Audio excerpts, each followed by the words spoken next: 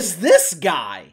I thought this dude was buried in the woke cemetery, resting in peace, sharing organic donuts with the gigantic remains of the original donut diva, Brian Stelter. For the last couple of years, this unconfirmed male birthing person has chosen to identify as Jon Stewart, master chef of the woke stew. His recipe includes all the favorite ingredients: cucumbers, supersized squash, Don's lemons, mixed with a broth of preparation H to ensure there is no hangover. And how could I forget the main ingredient, the ingredient of all ingredients? The addition guaranteed to make this stew-like milkshake bring all the woke boys to the yard: the grilled woke wiener. Over the last couple of years, Jon Stewart has worked tirelessly to receive his honorary doctorate from Woke U. He's apologized for his white privilege, even though he's Jewish. He has apologized for jokes that he made 15, 20 years ago. He has attacked politicians and government leaders who had the audacity to believe that people born with Frankenbeans are male, while people who aspire to have Frankenbeans are confused females. Now, if you're wondering about the type of women who have this particular aspiration, you can find plenty of examples in your local WNBA dump. Or you can seek out the fake prepubescent boy, Megan Rapinoe. Guys like me who grew up watching The Daily Show with Jon Stewart, we struggled to relate to the new and improved Jon Stewart. But hidden beneath the COVI mask, there seems to be some semblance, a small glimmer of hope, that the original Jon Stewart is still alive. According to a report released by the Wall Street Journal, the U.S. Department of Energy has concluded that a laboratory leak in Wuhan is the most likely origination of the COVI. It took them 3 years to figure that out? I'm pretty sure the vast majority of normal people figured this out in April of 2020. Back then, if you dared to even mention the Wuhan lab leak, the shitfucks in the mainstream media called you a conspiracy theorist. They hit you with false claims of mythical racism, putting you in direct violation of the woke commandments. Donald Trump was absolutely vilified for referring to the COVI as the China virus, or, as Trump would say, the Gina virus. Now, whether he was right or wrong, you're not allowed to believe anything Donald Trump says. You guys already know the reason why. Orange Man bad. Believe it or not, the purveyor of OMB, he was not the only public figure who floated what was a theory at the time that the COVI leaked from a lab in Wuhan. There was another man responsible for spreading this outrageous, dangerous conspiracy theory. It was coming from an unlikely source because this dude has been diagnosed with a severe case of OMB. The disease inflicted him with color blindness. He's only able to see orange, black, and white. I'm talking, of course, about Jon Stewart. 2 years ago, Jon Stewart was a guest on The Late Show with Stephen Colbert. Stephen Colbert. The originator of such classic late-night bits like the Dancing Faucis, a group of delusional men dancing around in COVI costumes doing their best impression of Jackie Mahomes. June of 2021, Jon Stewart joins Stevie Colbert, and he goes on a rant about the Wuhan lab leak. Now, this was classic Jon Stewart. This is the Jon Stewart that has been missing the last couple of years as he embarked on his journey along with the son of Dwayne Wade and his husband Gabe to transition into the non-binary Jon Stewart. Watch for yourself. Novel respiratory coronavirus overtaking Wuhan, China. What do? Oh, you know who we could ask? The Wuhan Novel Respiratory Coronavirus Lab. The disease is the same name as the lab. How did this happen? And they're like, a pangolin kissed a turtle. And you're like, no, the name of your lab. If you look at the name, let me see your business card. Show me your business card. Oh, I work at the coronavirus lab in Wuhan. Oh, because there's a coronavirus loose in Wuhan. How did that happen? Maybe a bat flew into the cloaca of a turkey and then it sneezed into my chili. In that clip, Jon Stewart said what normal people were thinking back then, which made him an immediate target of the woke media.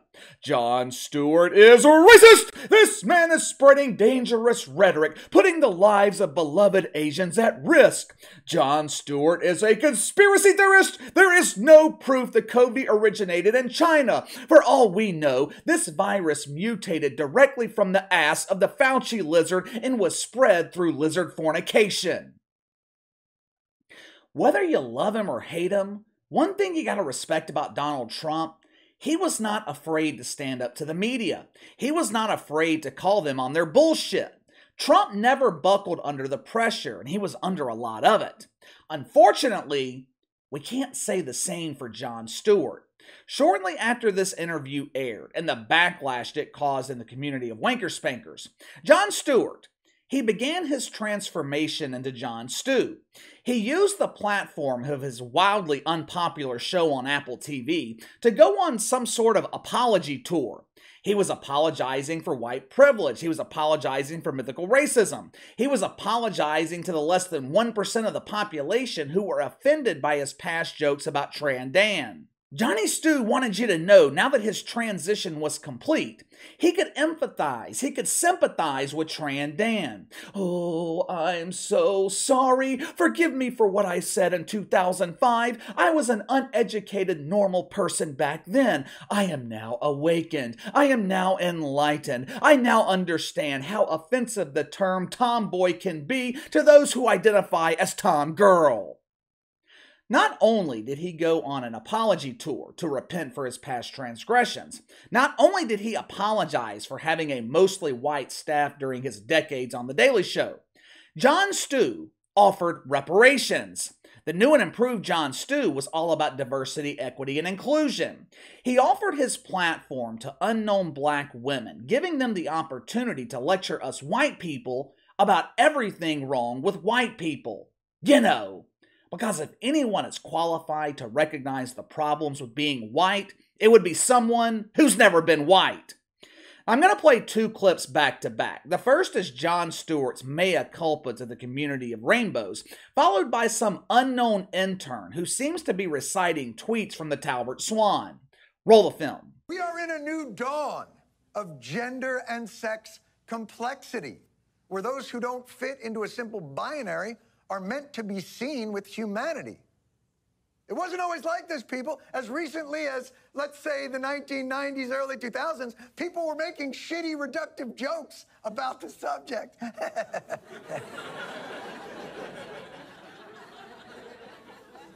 What can I say? The joke rhymed. And shitty and reductive jokes are kind of my brand.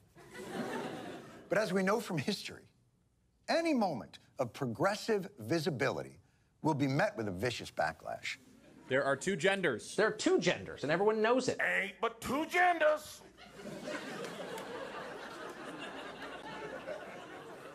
That last guy sounded like it's an emergency and we're running out of genders. The problem with white people is everything. Oops.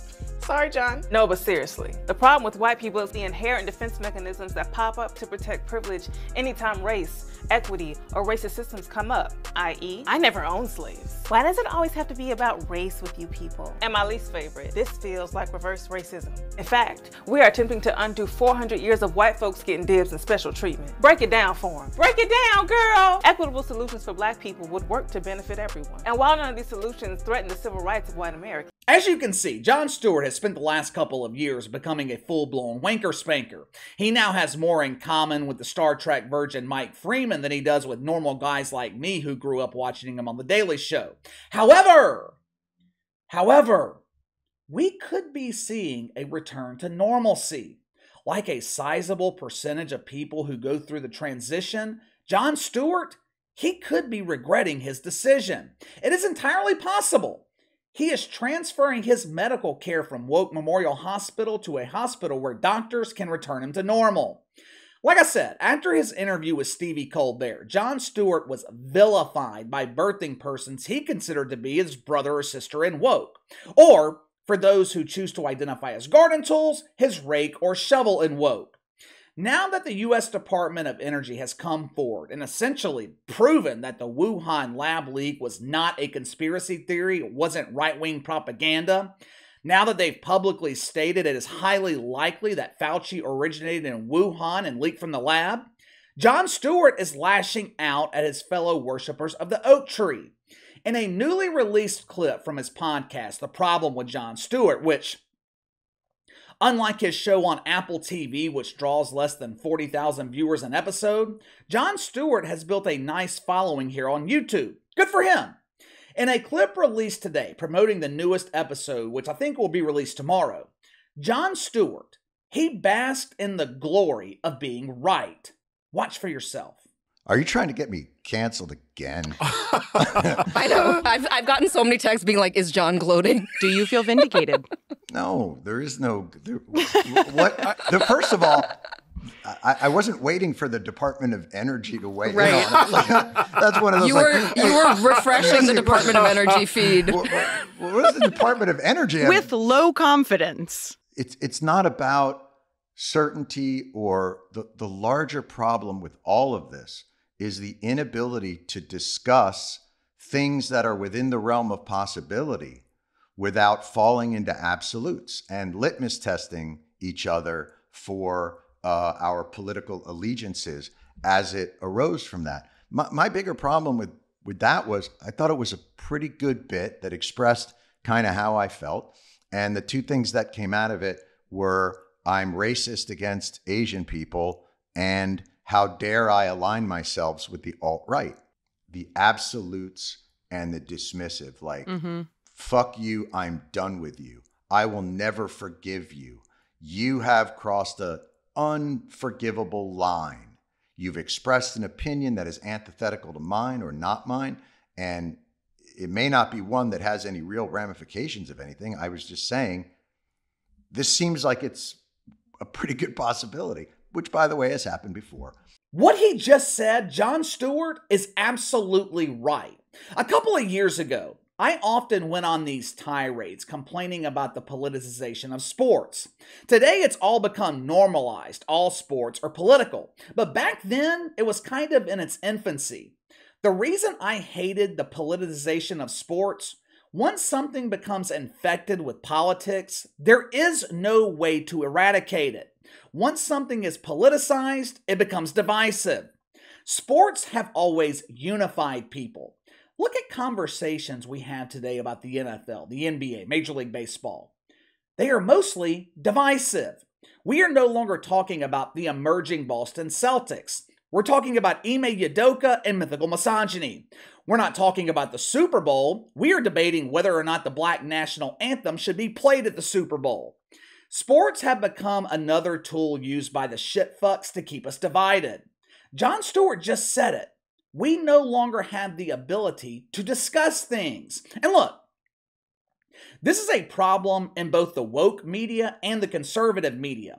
The first couple of weeks of this month, I was highly critical of conservative media outlets like Outkick and Megyn Kelly for attacking Don Lemon because he spoke the truth. They attacked him because he was Don Lemon. He was their political enemy. There is so much anger, so much vitriol, and like Jon Stewart said, it's all done on purpose. Both sides, they try to discredit the other. We used to be able to disagree, shake hands, and move on. Today, because everything is so agenda-driven, if you have a disagreement with someone, you eradicate them from your life. You completely write them off.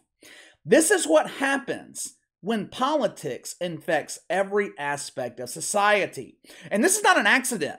This was done by design. Politically, I might not have much in common with Jon Stewart, but at the end of the day, pretty sure we're on the same page when it comes to basic morality. Now, do I think this means Jon Stewart is denouncing his woke faith? Do I think we will see the real Jon Stewart going forward while Jon Stew takes his rightful place in the woke cemetery? I hope that's the case, but I have my doubts. Once you're infected with the woke fungus, it is damn near impossible to eradicate it. Don't take my word for it. Go ask Chris Light how the eradication of the fungus is going at CNN. He's been trying to remove it for 12 months and CNN is worse than ever. But give me your thoughts. After years of spanking his wanker, Jon Stewart finally talks common sense. Does this signify the return of the real Jon Stewart, or will he put the mask back on and remain Jon Stew? You let me know. Sound off in the comments below. Make sure to like and subscribe. Click the notification bell to receive all notifications from the channel. Best way to contact me is by email at btlkc84@gmail.com, KC_BTL84 on Twitter. I'll see you guys tomorrow.